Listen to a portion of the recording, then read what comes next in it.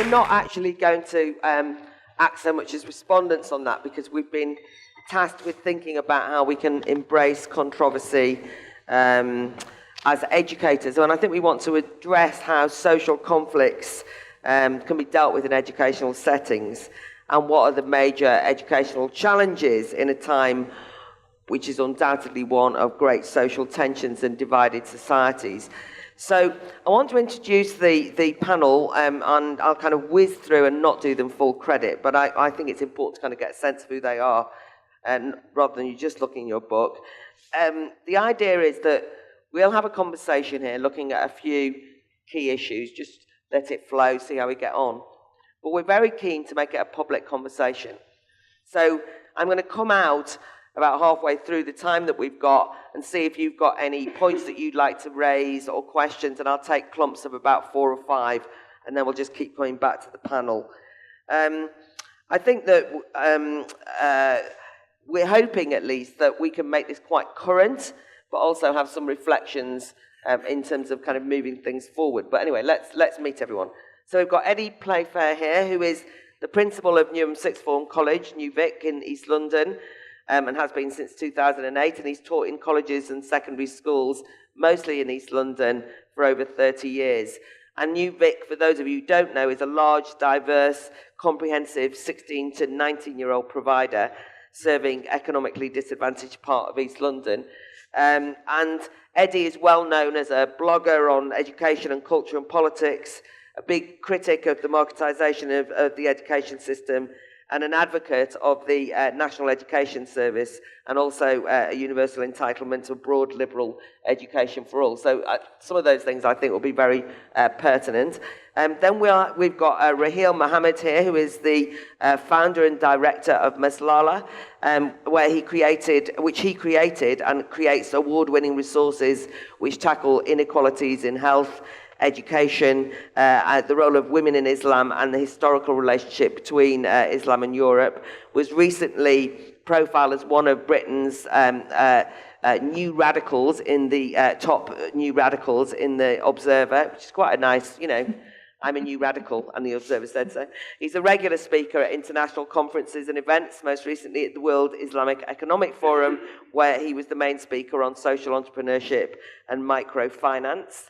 Then we've got Claudia Ruitenberg, who is professor in the Department of Educational Studies, academic director at Vantage College, both at the University of British Columbia in Canada, originally from the Netherlands, author of Unlocking the World, Education and an Ethic of Hospitality, co-editor of Education, Culture and Epistemological Diversity, Mapping a Disputed Terrain, many other things, was significantly a jury member for the Evans Prize for Peace Education.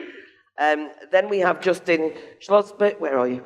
There you are. Schlosberg, who is Senior Lecturer and Research Director of Postgraduate Journalism Programmes at Birkbeck at the University of London.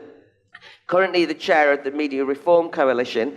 He's played a leading role in a number of high-profile international media monitoring and feasibility studies, and his most recent book is Media Ownership and Agenda Control. And I think it's actually very important to have this here, because many young people in schools are dealing with new media terrain, so it'll be very interesting to hear your thoughts. And just on myself, I'm an ex-further education teacher. I run something called the Battle of Ideas Festival, where we try and make a virtue of conflict and have the kind of discussions that nobody else will have out in the open. And I also run the Debating Matters competition, which is to encourage 16 to 18-year-olds to kind of debate constructively. So I suppose that's why I was invited to chair this.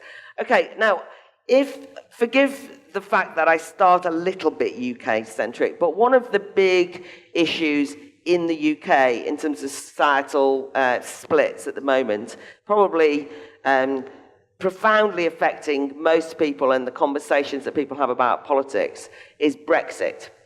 And if you want, there's a kind of parallel sense that an ordinary election in American politics produces Trump. And it's not any longer just that there's a president that some people don't like, but there's a massive split about it. And there's a massive split about whether you're for or against Brexit. And I wanted to just ask the panel to start with how they felt those kind of social conflicts emerged. And I wanted to start with a quote from, there's one of my favourite columns in The Guardian is The Secret Teacher series, where anonymous teachers tell stories about being a teacher. And a Labour supporter, so this is in The Guardian, not in the Daily Mail, by the way, a Labour supporter, not a kind of whinging Tory, noted in The Guardian recently that there's a lot of groupthink in schools, and said this: views that fall outside the accepted liberal left spectrum get short shrift in my staff room.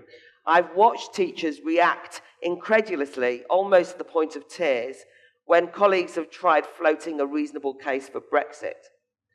And I was at an event myself recently where a head teacher said that there was evidence of extremism in the school in the Northeast because they did a poll and 76% of the sixth formers voted Brexit.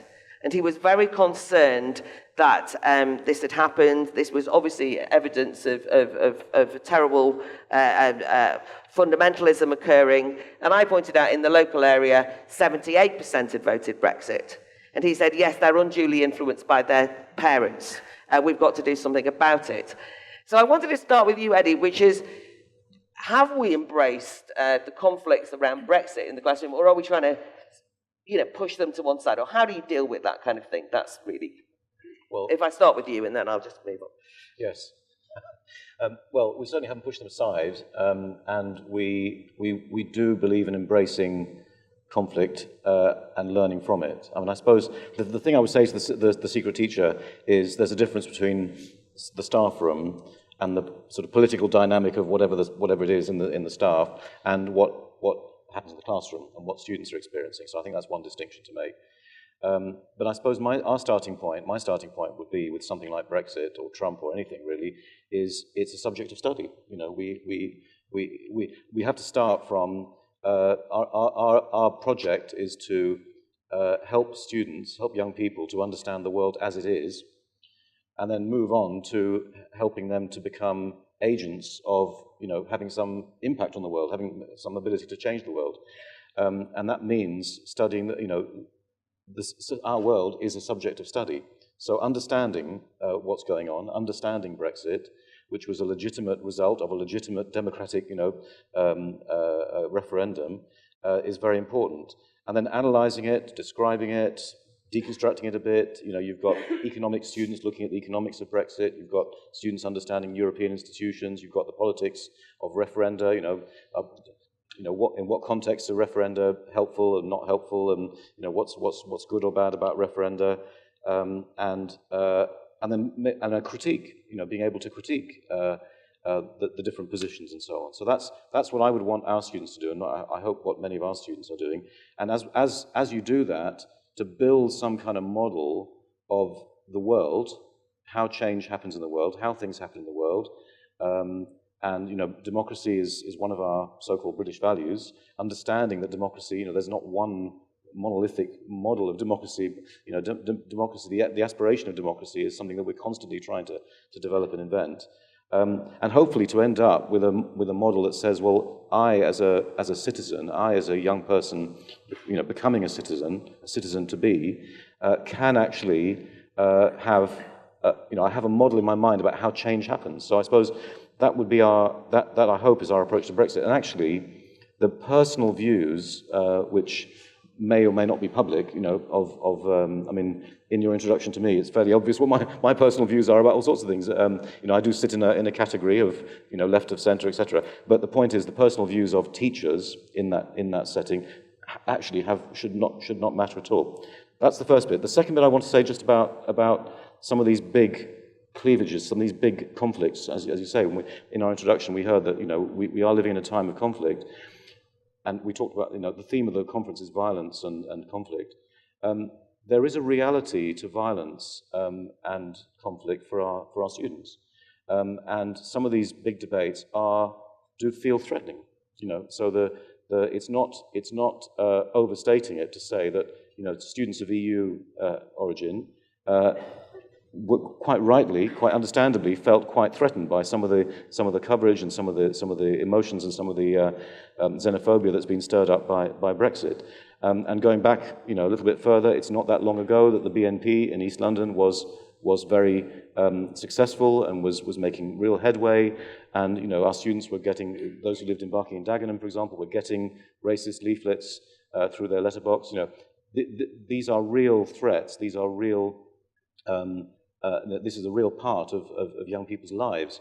So, in creating this idealized, college environment, school environment where we study the world, there's the world and we're here, we have to recognize that the world comes into the college and to the school, and we have to, if we want to make the place a safe place for study and critique and discussion and learning, we have to acknowledge that fear and that anxiety, because the threat of violence, there's all sorts of threats, poverty, violence, racism, etc., out in the world that students bring with them, that those fears and those anxieties and the violence or the actual violence on the street or the implied or threatened violence is real and is there. And I think that can sometimes act as a barrier to engaging with politics. I think for some young people, politics equals arguments, violence,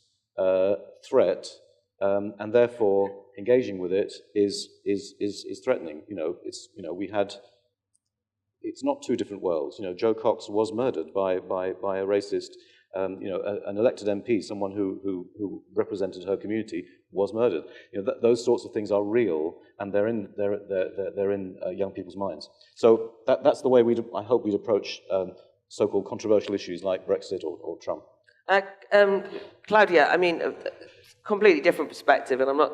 But have you anything to sort of bring to that? This is obviously a kind of practitioner view, but just kind of reflecting back on it. Have you got any thoughts on how you deal with these conflicts? Because there's the very practical points that you've made, but just to use another example, a school set up a school election, and then UKIP did rather well, and there was a kind of a panic amongst the teachers, which was UKIP being considered to be.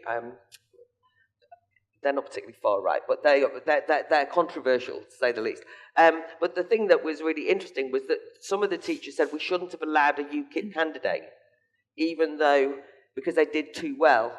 So when they did the election the next time, they didn't want to have a UKIP candidate. But it was one of those things which was trying to remove the conflict from society, but encouraging democracy. And I just wondered, anyway, you can see what I'm saying. Yeah. The interesting thing is I actually agree with almost everything you've said. I'll disagree on one point. I don't do research in schools. My research is philosophy and theory of education. So I'm going to look at it a little bit more in the form of guiding principles. But those guiding principles actually mirror very nicely, I think, what Eddie has said. The first is that children and young people already, the conflicts are already in their world, right? Sometimes I hear parents or educators say, we shouldn't burden children or young people with these big social conflicts. Well, they're already there. So either they're experiencing it firsthand because they're living in racism or poverty, and otherwise they're very much in their world. They hear about Brexit, they hear about these debates. It's no surprise that UKIP shows up in the school election. The second that I want to talk about a little bit is that schools are not neutral places. So while, yes, we want to allow people, encourage people to discuss both or multiple sides of an issue, there are a number of issues on which schools have clearly taken sides. So the really obvious one, that's especially in North America easy to discuss, but it's also here, is like we do not give equal airtime to the question whether or not being racist is a good thing. I can have a parent come into a school and say, oh, well, my family is white supremacist. I don't want my kid sitting next to, right, a black kid. It's like, we're not going to honor that. We're not going to give that equal airtime. We've already decided that, been there, done that. The school is representing a society, and if they're public schools, a state, which has already made up its mind on these issues. That's not to say that if a young person expresses a racist idea in the classroom, that you cannot then take that as a point of departure for further investigation to figure out why did we end up where we are, where we decided there's actually, none of the quote-unquote science suggesting these racial differences actually holds any water, etc. So you do take the educational response to that, but at the end of the day, you're not going to have a debate on that, giving that equal airtime. Now, the case of Brexit's a little different. It's not quite that settled, and I completely agree with Eddie's approach to say, look, our responsibility first and foremost is an educational one. We don't take those views that students bring into the classroom as the endpoint. We take them as the point of departure. Where did you learn that? Where did you get the ideas that you walk into the classroom with? They didn't make them up. They heard them somewhere. They learned them somewhere, whether it's at home, in their community, on the radio, on the TV, wherever. And then why might people disagree with you? Where do those views come from? If you want to go find out whether or not any of the things you're being told are actually true, where might you go to find out, etc. So that's taking that educational response. But again, not in a completely neutral environment. Can I just press you on the race point, or just to kind of draw something out? Because one of the tensions, or the nervousness is, how much is it that we say? Now, of course, I feel anxious saying this even as I'm saying it, but how much we say, this is a settled question and this is the answer, this is where we want you to go to. So it seems obvious in this circle that we'll say we want you to be anti-racist, we want you to be open-minded. But of course this gets into tricky waters when it's, and what do you think about immigration? Because then that can be seen as racist. But there's also racial tensions in America particularly, but also certainly here, but around identity politics, which go the other way, which is people demanding, for example, in terms of some of the debates around Black Lives Matters in America, where people are talking about things in quite racial terms. How far should education be trying to use that as an education discussion point, or has already decided what its end point is in terms of the good life, the good citizen? That's the tricky bit, isn't it? Yeah. No, I don't think it needs to go as far as to say we've decided what you need to think. But I think you can say as a school, and again, those cases have come up, you've got the white supremacist parent coming in, say, I want my kid to sit next to another white kid. And you can say, well, we're not going to honor that in the school. We don't do that. Now, yes, will we have a conversation about whether or not, should there be limits to the number of refugees coming into a country? Now, that to me is an educational question that you can take an educational response to. So we're not so much saying, you need to believe that, but to say in this school, we will not honor that point. We don't work like that. Yeah. And that is, there's no way for a school, for any school community to say, to enforce what a young person hears at home and what their family believes, for example. And at the same time, you can say, in this school, these are the principles that we will work with. The final point I want to make on that, so the final guideline, is that on the one hand, I think it's important when we say, how do we deal with conflict? Are we looking about conflict in the classroom or conflict, the larger social conflicts in society? Sometimes there are very clear distinctions. So to say, well, there's conflict in my classroom because so-and-so, borrowed so-and-so's pencils and promised to give them back and they never did. I mean, those are conflicts where we can set fairly easy kind of, this is how we will work together in the classroom. Then there are the bigger social conflicts where people might say, we can have a debate about them, pretending that they don't touch the kids in the classroom. It's a more theoretical debate about something out there. And that's, I think, where the question is, how do those big social conflicts already walk into your classroom every morning when the kids walk into your classroom? So not just for the kids experiencing it themselves. One of the sharpest examples I heard of that in a conference earlier this year was people having this discussion about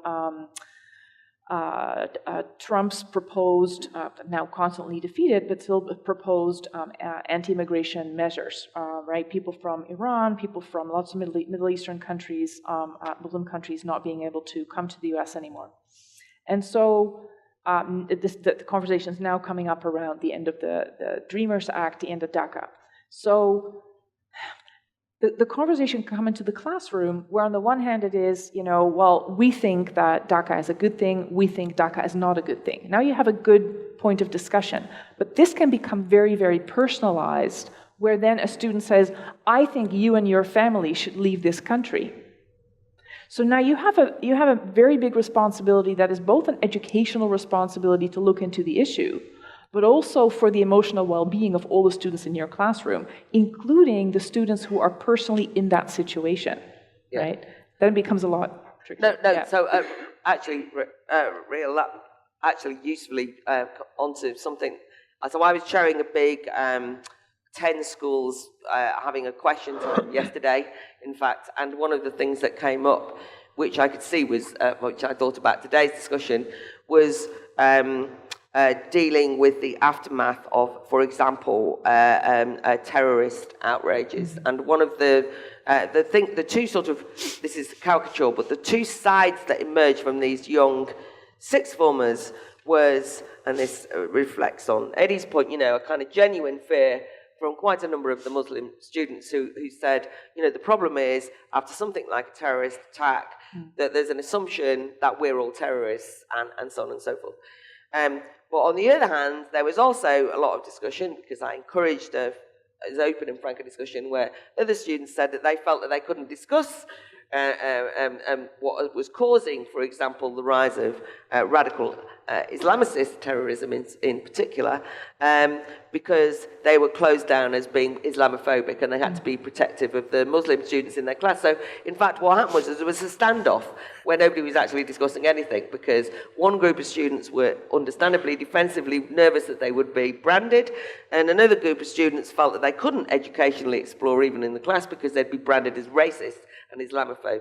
So I wondered, in your work, how you felt we could deal with that in the most positive, open way. But anyway, any of the reflections on anything that's been said so far?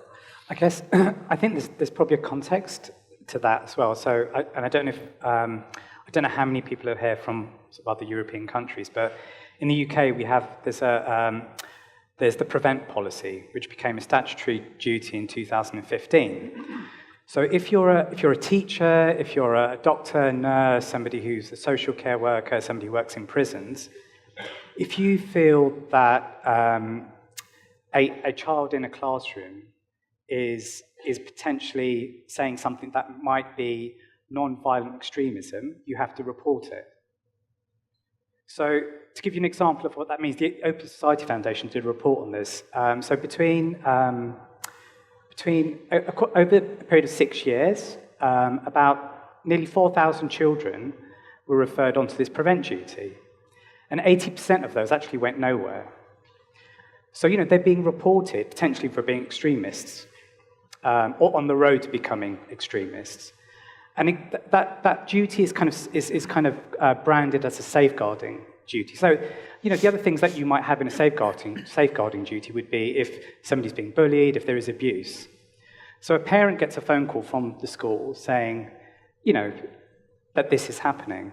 Now, that's the statistic. I spoke to a police officer last week who was saying currently there are about 6,000 children going through the prevent program. But what we don't hear is the impact that has on, and these are overwhelmingly Muslim children as well, what we don't hear is the impact that has on that individual, on that community, and the wider family. And the teachers that we have spoken to have said, they get somebody coming in, they give them training for about an hour, run through about 30 PowerPoint slides, and based on that, they're supposed to be able to spot signs of extremism. So teachers are also in this kind of difficult position where they are worried about having some of those discussions, which schools should be the place to have those discussions. But if a child says something that might be potentially, on the road to becoming extremist, they have to report that. One of the most kind of public examples, I think last year, was of a nursery child drawing. He was trying to draw his dad cutting a cucumber, and he couldn't say cucumber. He said cooker bomb. So he then got reported, and his mum was on the radio, and you kind of hear those odd examples, but actually there's this kind of almost insidious creep of a duty like that that worries me, because it's almost becoming normal, and it's kind of linked to this whole idea of British values. So if you go into classrooms now, if you go into a lot of schools, there's a Union Jack up there because it's tied into this idea of British values, and it kind of. I was listening to an interview with Hilary Mantel, and she was talking about cartography can be a lie, And she said, all those straight borders, they're just lies. And, you know, those borders, they wrap around physical areas, but they also wrap around knowledge and authority. And it worries me that we're kind of walking into this area of having, what Brad was talking about, these neat categories, so that you're not able to have those really... I mean, just by the way, the figures are out just today. This morning, the government has announced that between 2015 and 16, 7,631 individuals were referred to government's prevent. And I do think there's great concern in schools and universities about, you know, not just the people on the receiving end, but also basically effectively turning teachers and academics into spies. But also my other point, my counterpoint, which is that sort of sense, I mean, you must recognise this, which is a very easy use of the phrase Islamophobic to close down debate. And it might not just be that. I mean, it can these days be misogynist in a different discussion. So, but I mean, just in the sense, which I agree with you on the easy categorisation, that works in all ways as well. There's a lot of closing down debate, not just kind of official top-down British values. If you don't agree with this, you must be a terrorist. But also, if you don't go along with this, you must be a racist, or you must be a... I mean, I don't find that a very helpful way of opening things up. And do you recognise that it's a potential issue? Yeah, but I think it's an issue within this wider context. Yeah. As well, you know. And so there was a and again, you know, there was a report out earlier this year by the Social Mobility Commission, which showed that young Muslim women and men, even if they do really well at school, they won't get good employment opportunities. So that contract, that kind of promise that is made, isn't being delivered on. But if, you know, school isn't just, you know, I think that one of our projects at the moment is about connecting communities to schools. And, you know, it's really easy to see. After the attacks in Manchester and London, there were a number of parents who were coming into that school and apologising because they felt they had to, Muslim parents, because they felt they had to. Yeah. And this was a good school. Like, this is a really good school. But there was this feeling that there isn't the language to be able to talk about this. And we can't get away from the kind of wider negative media portrayal that does kind of infiltrate into classrooms, and you kind of get this, like, you know, we're also doing a lot of work in the criminal justice system, and there is this kind of idea that prisons are a hotbed for radicalisation and terrorism. Only 1% of Muslim prisoners in prison have been convicted on terrorism charges. Now, you wouldn't know that. So I kind of think there is that kind of wider... Sorry, your mic went off, but it's back on. It's all right, that's fine. Yeah, no, so, all right, Justin... Inevitably, it's all the media's fault. But anyway, just to come to you.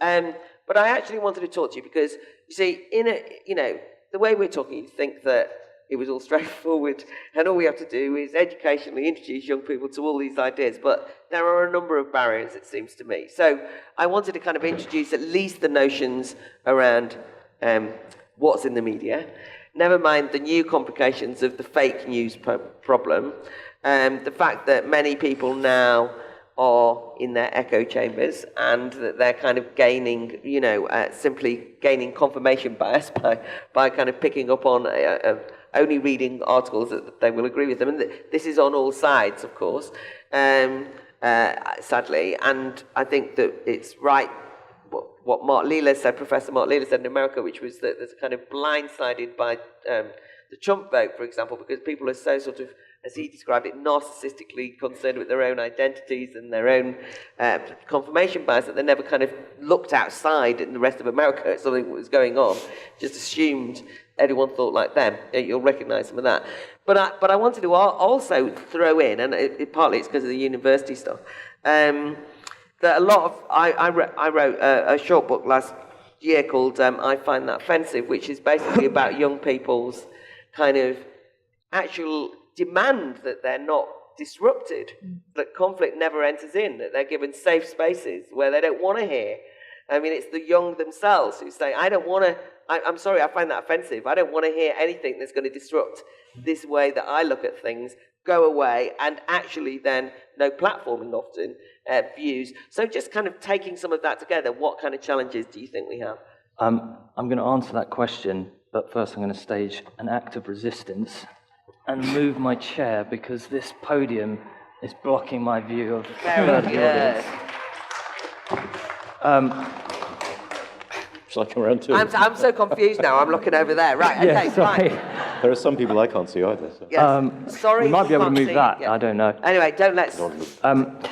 Okay, so I think the first thing to say in response to that is, I'm probably slightly more optimistic about politics in this country and elsewhere, and indeed the state of politics, and indeed young people's involvement in politics, than maybe some of the people on the panel, or indeed the keynote speaker. I mean, I think the important thing to point out, and I will take this opportunity to be a little bit provocative, but I think that notions of fake news and polarization and this idea that young people and all of us are to some degree becoming increasingly cocooned in personalized or niche bubbles of thought. I just don't think that is, in many ways, that's the biggest fake news of all. I think that, firstly, fake news has been something that's been with us in time forever, really. I think that most of the empirical evidence suggests that more and more young people through participatory platforms are engaging with and being confronted with views that conflict with their own and perspectives that conflict with their own. And I think that, if you look at, for example, the huge increased turnout amongst young people in the last election, what that demonstrates to me, and I am speaking here as much as an activist, as an academic, is that there was, during that election, ideas put forward that hadn't been exposed through the media, at least the mainstream media, and that really galvanized people. And I think that's a really positive thing. So, I think that also this idea that in the context of Brexit and nationalism and right to far right politics, that this idea that has somehow, that voice has been kept quiet, or that the anti-immigration voice has been kept quiet by the, quote-unquote professional media. I think that's totally inaccurate. I think that it's been given a huge platform for decades, particularly in the tabloid press, but not just in the tabloid press, in much of the Broad Street press and in much of the broadcasters. The BBC, on programs like Question Time and other political chat shows, has never shied away of giving voice to people like Nigel Farage, who ostensibly speak to a racist ideological agenda. So what has been actually marginalized is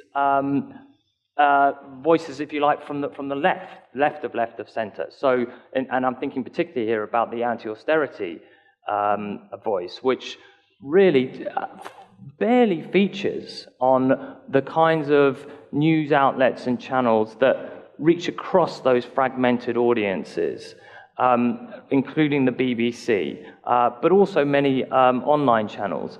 We find that there was a systematic marginalization of those voices and those ideas, really right up until, in many ways, the election itself, where for the first time, the BBC is actually talking about policies that address that challenge that neoliberal consensus that's been established for decades. Can I just ask you, because I think that's a very interesting thesis, and not just thesis, but an interesting idea, because one of the things that I found working with sixth formers, one of the things that's happened post-Brexit, actually, is that politics has been shaken up. I mean, whatever else you say, we were told there is no alternative. This is it, the end of history. It's over, right?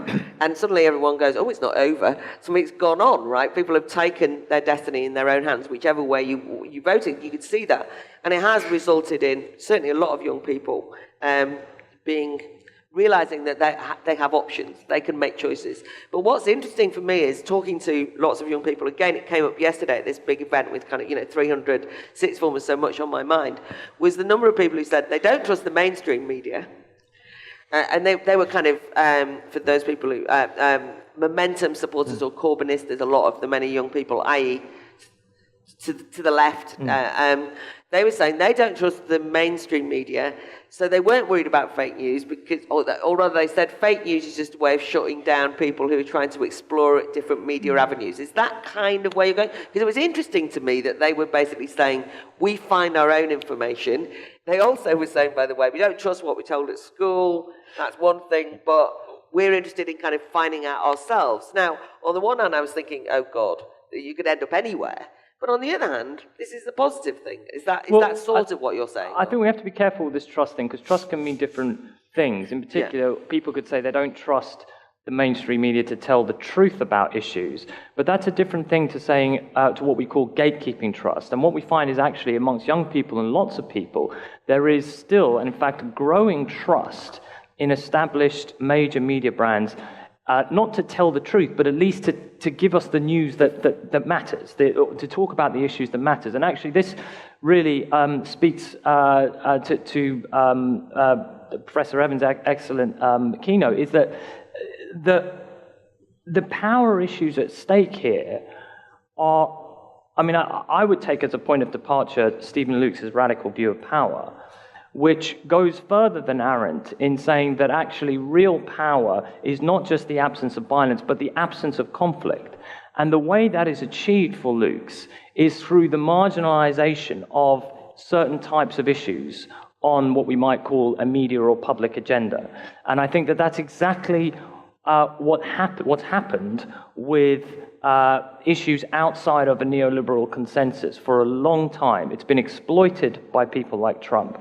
But, you know, it's this idea, again, that Trump and Trump's supporters, to directly respond to your question, is a resistance to mainstream media. It's just inaccurate, because Trump gets his nomination and his standing as a mainstream political candidate not through Twitter, but through the major television networks that hang on every word that he tweets. So it's still being played out through the mainstream media. This momentum social media bubble that supposedly propelled Labour out of the wilderness in the 2017 elections was alive and well and coincided with Labour's greatest deterioration in its polls in recent history. What shifted in the election is that the BBC was forced to start talking about issues that were marginalised. So my final question, well, I mean, I'll just ask if any of you recognise this. I still think that there is a new thing, this is kind of slightly generationally, there is a new thing of a trend in certain young people, of course not all, but a generational shift of kind of wanting to close down debate by saying, I find that offensive, I don't want to hear that. And I think it's evident in universities. It's gone much further in American universities, obviously, than here, but there is a real, I think, potential problem in terms of the kind of things we're talking about. But, you know, the caricature of Generation Snowflake, I know that's a caricature and a great insult, but the sense of safe places, not wanting to hear certain views. Do people think that's, I think it's a problem. Do other people think it's a problem for the very things that we're talking about, which is opening up, exploring conflict, whatever ways, whatever we think. Claudia? Well, I mean, it comes up a lot in Canada as well as in the US. Yeah. So one of the things I want to say, first of all, I've been really pleased to see a number of good university administrators speak out very fiercely against this snowflake discourse. It's baloney, right? Students are not snowflakes. They don't claim to be snowflakes. And if students come back to us and say things like, oh, I don't want to hear anything that offends my sensibilities, well, then as educators, we haven't done our jobs in explaining the nature of offense.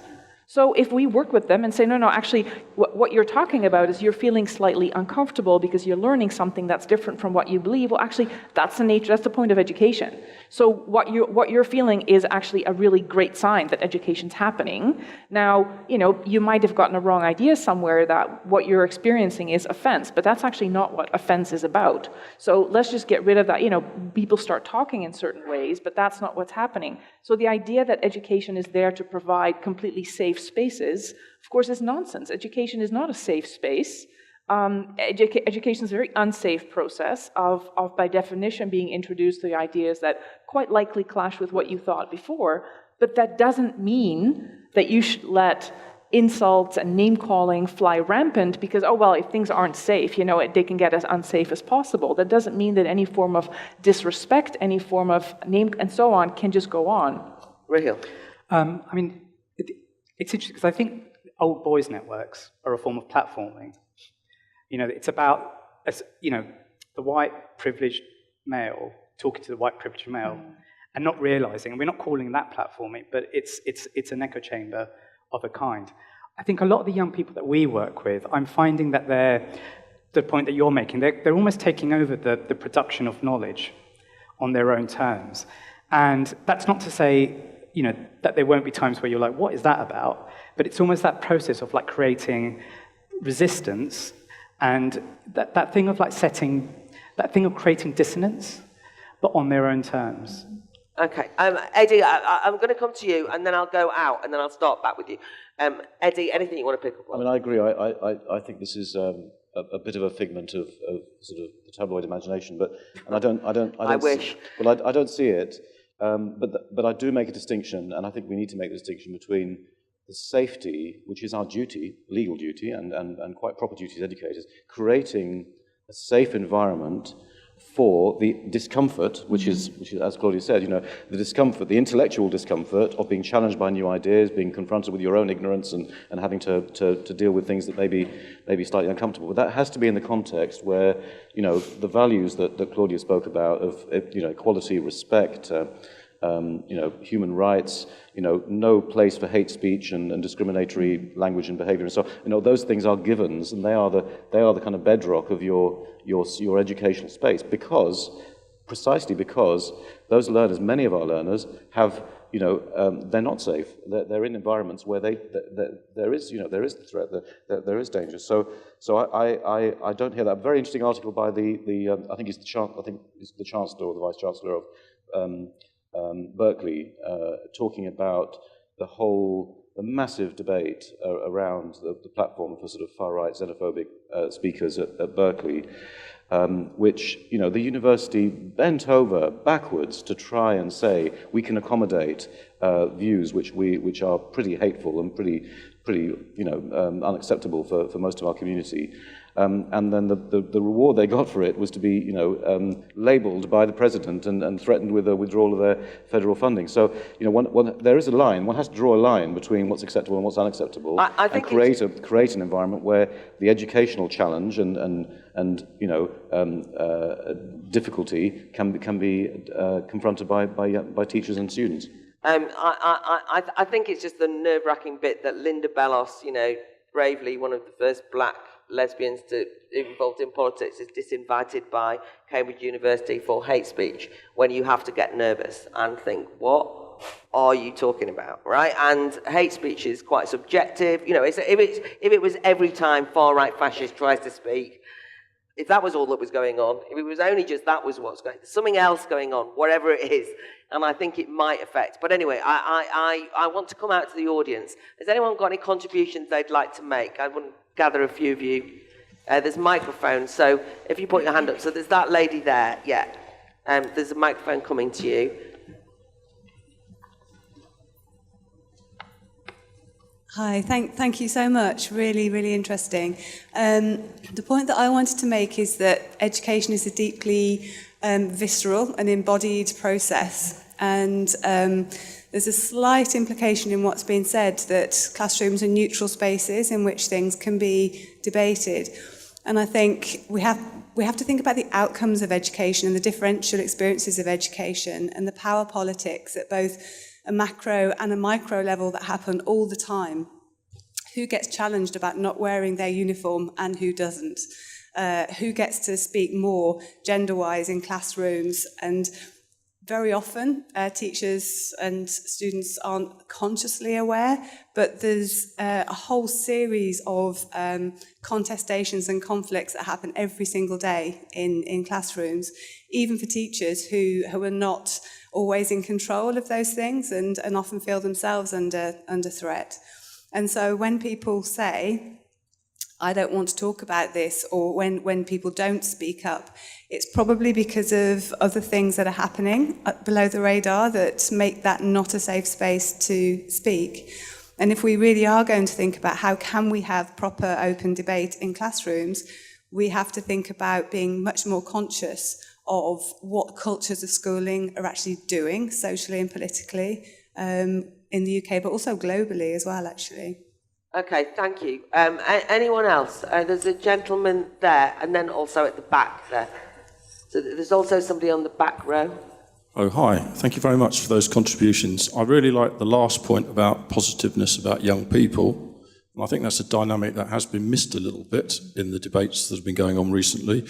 But I also just want to go back a bit to, I think people have got obsessed with neoliberalism as a concept, academics included, and it's a kind of straitjacket in which to see the world, and I think it's been challenged. I think it's been challenged at the moment, and I think it's also been challenged by some of the populist things that we've seen, not just in this country and in America, but across the world, and I think that we ought to take note of that a little bit, and I think that would help us understand why policies such as Prevent, which I totally agree with your comment, I think it has closed down debate, because it's a duty.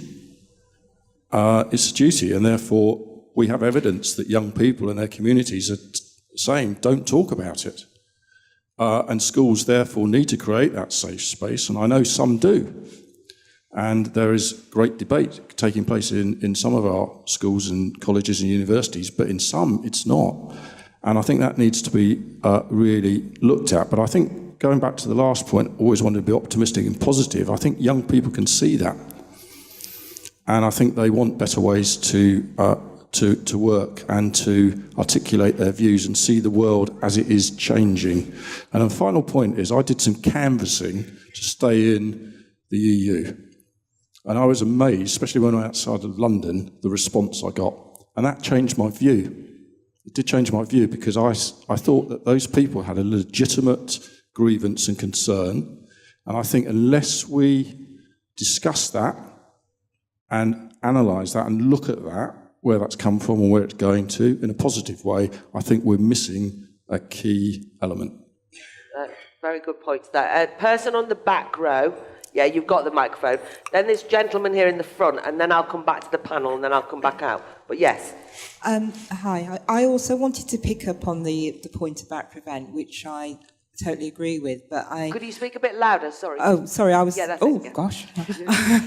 I was saying I also wanted to pick up on the point that was made about Prevent. And whilst I agree totally that there are children that are entering a programme of safeguarding when they shouldn't be, I think part of the challenge is that the duty is not well understood by teachers, and they have responsibility to create, as that gentleman before me said, safe spaces to discuss this. But in our work with teachers, we're still stuck on how people can talk about difference in inverted commas. Most of the teaching staff that we work with, even in a diverse city as Birmingham, are polarised by this agenda and feel unable to discuss it with any integrity, any honesty, any openness, and a real fear of conflict, which basically means that it's easier to refer than to question and to understand what's actually going on for young people. And that has left the whole situation extremely dangerous. It's actually interesting. What some of my friends in Manchester, after the Ariana Grande concert bombing, made the point that their teachers made the point that you were either in a situation where everyone was panicking about duty and Prevent, and so you didn't talk about it, or, as she said it, one of the women in particular said, we all had to get together, sing songs and hold hands and say that we were all fine, as though it was all fine. And so it was like the kind of it was a kind of like happy clappy version of Prevent in a way, which was that one way or another, there's all these kids sitting there thinking, what the hell just happened in our city at a concert, where actually, in this instance, a kid had been killed from the school, and they never talked about it. They sang songs, or teachers had Prevent meetings about how they could report on people. But at no point did anyone go, there was a bomb at a concert, let's discuss. But they were saying it. They didn't know how to deal with it, and it wasn't dealt with in a way that it simmered under the surface in the end. That's the problem. This gentleman here, yeah. Hi, thanks again for the talk. I just thought I'd ask the panel, if possible, to just briefly come back to the question, how do we embrace controversy as educators? And there seems to be a sort of slightly practical element to that. So I wonder if you can just bring everything you've said to bear on that question, I wonder if we can hear from the panel. Oh, I think that, yeah, they can if they want. Right, so I'll start with you in a minute. Let me just grab comments from Justin and Claudia. Then I'm going to go back out, and then I'll get a couple of comments back, and then we'll do a final run round. Yeah. Is it me? Or? Yeah. Who's got the mic? I can't see you. Do you want me to respond? Oh, yes. Yeah, okay. I've completely forgotten what I just said. Sorry. That's all right. No problem.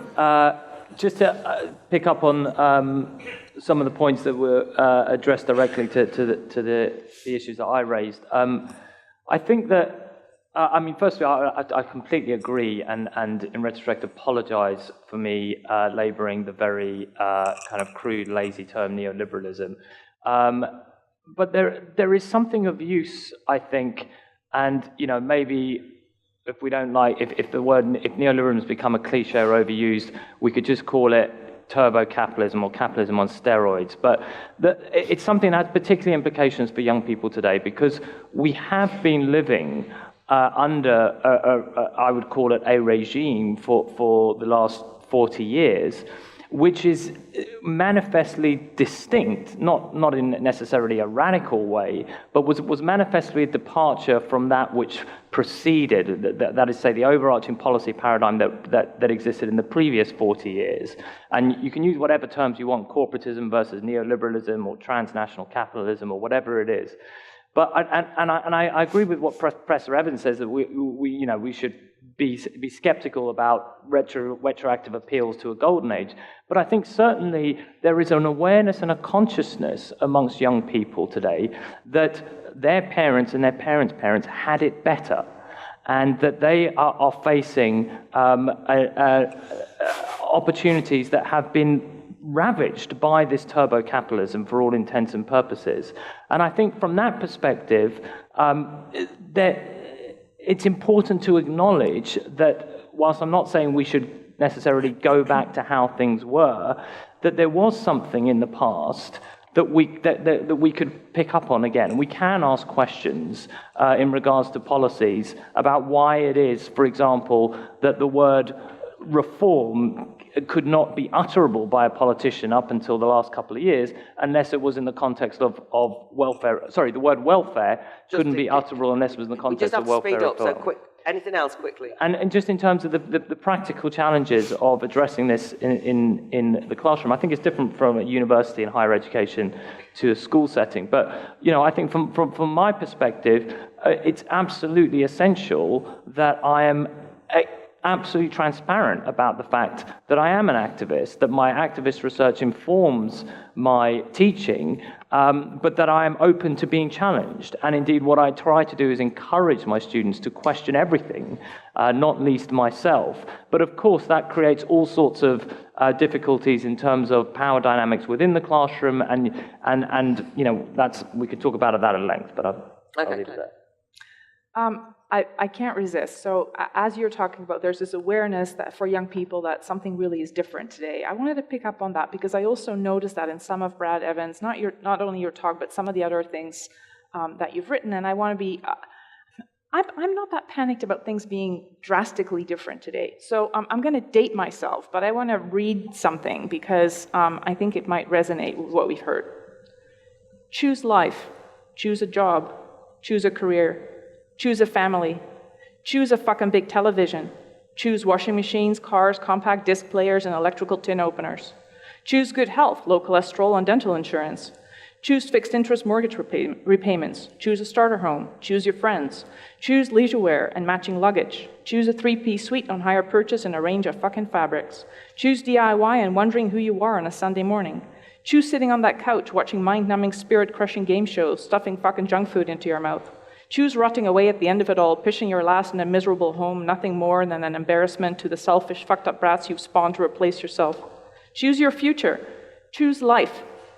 But why would I want to do a thing like that? I chose not to choose life. I chose something else.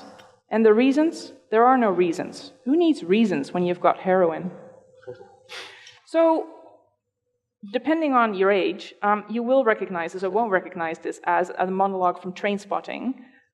film that came out in 1996, based on a book by Irvine Welsh, 1993, set in the late 1980s. I was in my late teens in the late 1980s, and I very much recognize this as a zeitgeist. There was a lot of heroin happening in the Netherlands. Today, it's not heroin. Today, it's oxycodone and fentanyl. Same class of opioids, same difference, same nihilism, same turning inward.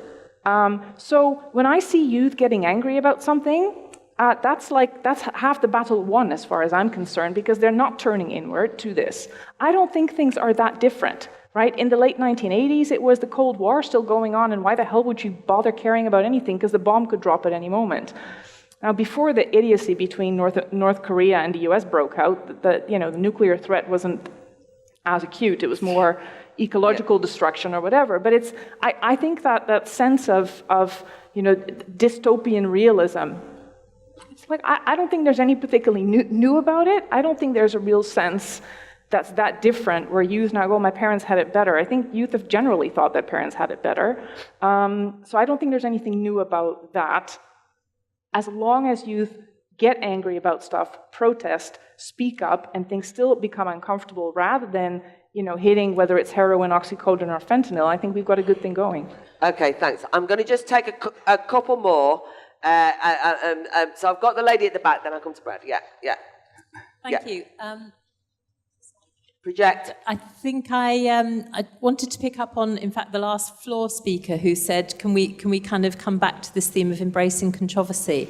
I work for a small charity. We do a lot of work in secondary schools, teaching conflict resolution skills and inquiry into conflict. And I think we've heard a lot of debate about the difficult conversations, the difficult topics, the difficult content.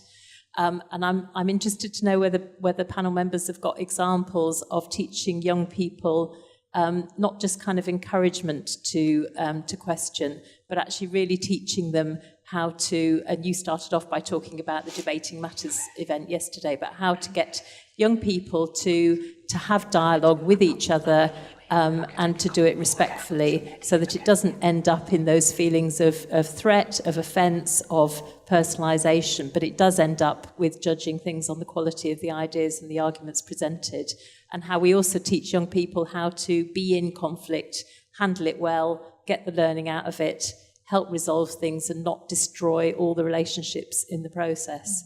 Okay, thank you very much. Brad, so this is the way it goes. Brad, you. I think that might be it.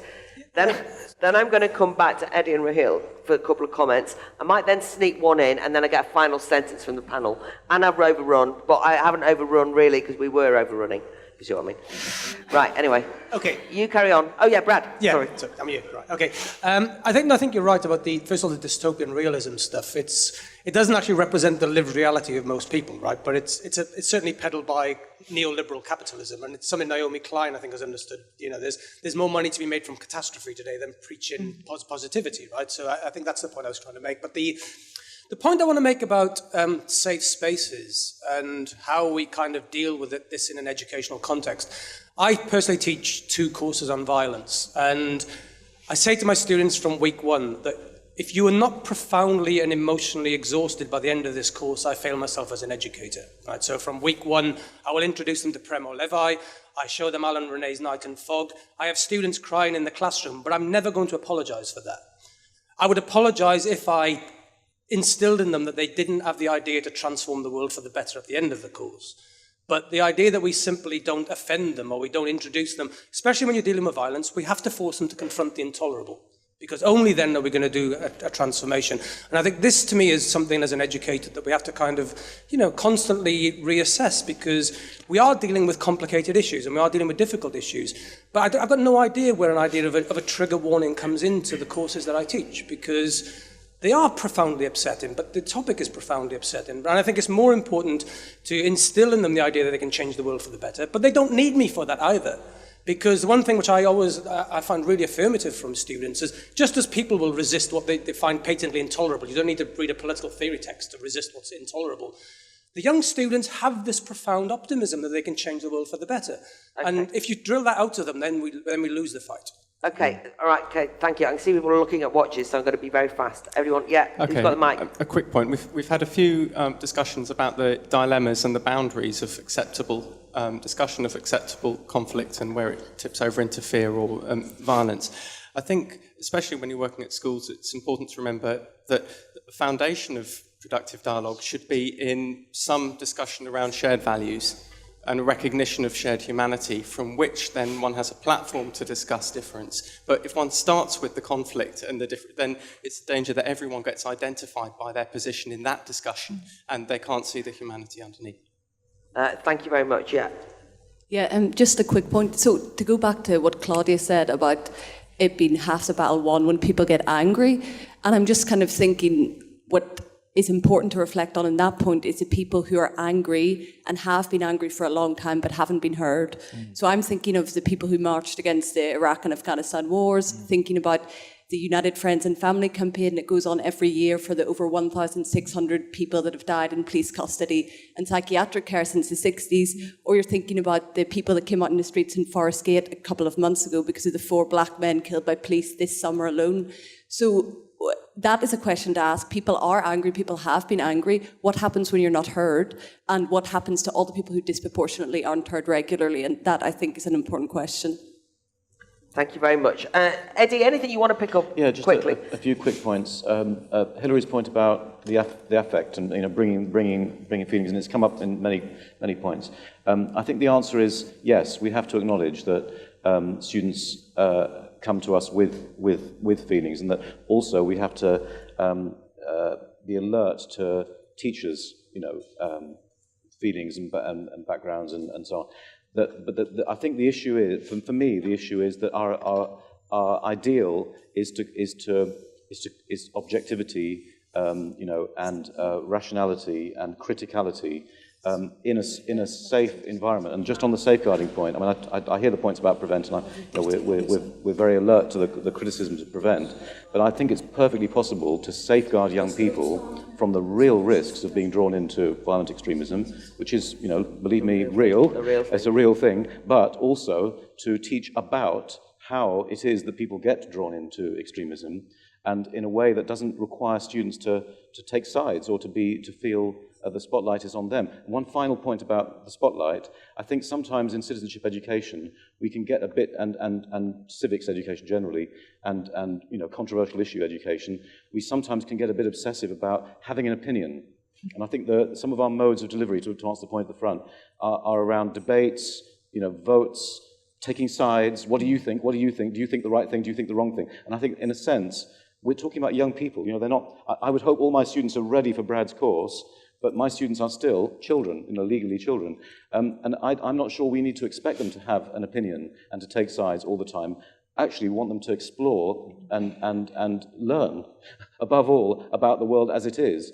And there's a lot to learn, and they're still young. So I'm not bothered if they don't have an opinion. And I don't want to spend lots of time exploring their opinions necessarily. But I do take Hillary's point about they come with a lot. They bring a lot, and we cannot ignore that. That means that students are not starting as kind of blank sheets of paper, of course. Raheel. So just a practical thing that we're doing at the moment. We don't want to create palatable citizens. There's a project called Muslim Girls Fence, muslimgirlsfence.org. It's a partnership with the British fencing team, where we're working in schools across 6 different cities. We're combining fencing with identity workshops and having a creative output. And I think one of the people at the back was talking about having a public voice. I think it's really important for communities to have that public voice. And if that's stifled, what does that mean for those communities? But it's that element of doing something. The idea of having a Muslim girl wearing hijab, fencing, and having a creative output kind of shocks people. It kind of just changes the framework of that vocabulary. We almost need to create, to get away from the kind of white noise, you almost need to create a kind of different language that enables communities to do that. The other thing that we're doing with families around local schools is we're getting them in to help develop curriculum resources and helping connect them to teachers to do lesson planning. And I think that's an important way to kind of start creating a different space to have some of those conversations. Okay, great. There was one other person, and that was it. Was there? Oh, there wasn't. Okay, I'll say something. A couple of things, and then this is just to give the panel time to whiz round. A couple of things. One of the issues maybe you can talk about over the next few days is I do think there's a problem of people taking debate personally. So one of the things is if you criticise an opinion, and I do tend to agree that sort of saying your opinion really matters when you're 14 can be over-flattering and a bit daft, if you know what I mean. But anyway, when people pose an opinion and you criticise it, they take it personally. And there is something about identity politics that's done a bit of that as well, which is, what are you saying? You're saying it about me. No, I think your opinion's rubbish, answer me back. But people don't do that. I think that can be problematic. But the other thing, just as you were making the point about changing the narrative, we've been actually running debating matters in prisons, and one of the things was that the format for our competition is that the debaters are cross-examined by judges who tell them that they're not good enough. And obviously there was a bit of anxiety when we were asking people if they'd be judges and to come into a prison and tell people, Category B prisoners, that argument was rubbish, what would happen? And inevitably what happened was that everybody handled it really well, and it was kind of what you might say intellectual pugilism. And the thing was, it was fiery, it was argumentative, but it was about something that wasn't themselves. And it completely changed everything. And like all of these things, I think that we've got to not be frightened of conflict and treat young people as though they're going to all do Brad's course and that they can't hide behind a safe space, because I think conflict and being exposed to intellectual conflict isn't something we should be wary of. So that's my kind of final thoughts. Just whizzing round, final thought you want to say to the conference? Well, I'll just pick up from Claudia's point, really. I mean, I agree that there is, there's something transcendent through generations about that kind of innate sense of resistance that many young people feel and express. But I think that there is something particular, and maybe it's partly a UK-specific context where young people today just don't have anywhere near the equal opportunities that their parents had, whether that's getting a job, whether that's getting a house. They're confronted with an NHS that's been described by Red Cross recently as a humanitarian crisis. This is a different order of change in the world that young people are confronting today. And I think, just to pick up on the point made about anger and the importance of anger having a voice. I mean, I couldn't agree more. And this is maybe one area where I depart slightly from Professor Evans. I do think that anger can be a very constructive political force if it is channeled. I think what we saw, for example, in the London riots in 2011 or whenever it was that kind of anger amongst young people that didn't have a voice, that wasn't being heard, and that wasn't being effectively channeled. And I think that, reason why I'm more optimistic now is I do think that there is more of a voice. It's to a certain extent it's been forced by developments and political events. But I think that's what we need to make sure that resistance, that those ideas get a voice beyond the social media bubbles. They need a place within mainstream media. I mean, it was only 30 years ago where slogans like, we don't need no education, we don't need no thought control, war is over if you want it, God save the Queen, a fascist regime. These were slogans that were beamed into households all over this country. And that kind of voice of resistance in the mainstream sphere of popular culture doesn't seem to really exist anymore. So I think that we have to really think about, where it is that space on whether it's the BBC, whether it's other mainstream platforms, is to give voice to that anger. Thank you very much, Claudia. I think just picking up on the question for sort of practical comments. I mean, one is teachers are not expected to have all the answers. I'm really thinking about the question that came from the back about teachers not knowing what to do with this prevent policy, for example. Well, I mean, one of the things is hand it out to all the students in the classroom and said, this is what I, as a teacher, I'm being asked to do. I have no idea what the hell I'm supposed to do with this. Right? And can we talk about, it's the same with, of course students want to talk about, I live in Manchester, my friends went to a concert, and one of them's dead. What the hell just happened? for the teacher to say, I have no idea what the hell just happened. And no, I'm not going to send you to a grief counselor so that I, kind of outsource the problem. We need to talk about this in this classroom, and none of us have any idea how the hell to talk about this. Can we talk about that? So I don't think it's about teachers needing to keep it all polished. Again, as the response is educational, to say, can we explore this? Where do we even begin to explore this? Rather than making an issue of classroom management. Okay, thanks. Brilliant. So there's a quote from George Orwell now, 1984. There's a character in there called Sim, and Sim talks enthusiastically about getting rid of verbs, getting rid of adjectives, so that thought crime is no longer possible. And I think we need more words. We need to be comfortable with complexity, and we kind of need to get rid of, there are like these horrible acronyms around, like BAME, is Black, Asian, Minority, Ethnic. It's a way of like herding all brown and black people together under one kind of banner, but it's symptomatic of something. It's like we don't want to get too close to the kind of messiness of people's lives. But on the other hand, I think young people are living that right now. They understand that messiness and that difficulty, and sometimes there's a kind of gap between young people and the structures that are. Brilliant, thank you. Eddie? Yes, I agree. I think getting your head around the complexity of the modern world as it is what we need to help our students do. I'll trade you a quote. You've got George Orwell. Brad quoted to Hannah Arendt, and my favourite Hannah Arendt quote, which every time I look at it means something slightly different, is the point of education is the point at which we decide whether we love the world enough to take responsibility for it. Now, that we could be the education system, it could be teachers, it could be society as a whole, but actually in this context we can think of the we as students and teachers caring enough about the world that we're in, having enough things to disagree about and have debate and learn about to take responsibility for it, because as Arendt points out, we're going to die, and the next lot are going to come through. They need to be ready, and they need to understand how to make things hopefully better, but how to make things different, how to reinvent their world. So, and the world is complex. I mean, it's very difficult to get your head, even have a structure in your mind for the whole complexity of the world. But this is a lifelong process. We need to, during full-time education, during compulsory education, we need to give young people the framework within which they can embark on that lifetime of learning and agency and getting to come into grips with the complexity of the world. And feelings are part of it, but I think I would want to champion the possibility of stepping back and studying the world in schools and colleges, rather than just getting swept away with the tides of what's going on outside. I think we need to study it. It's not ignoring it, but studying it.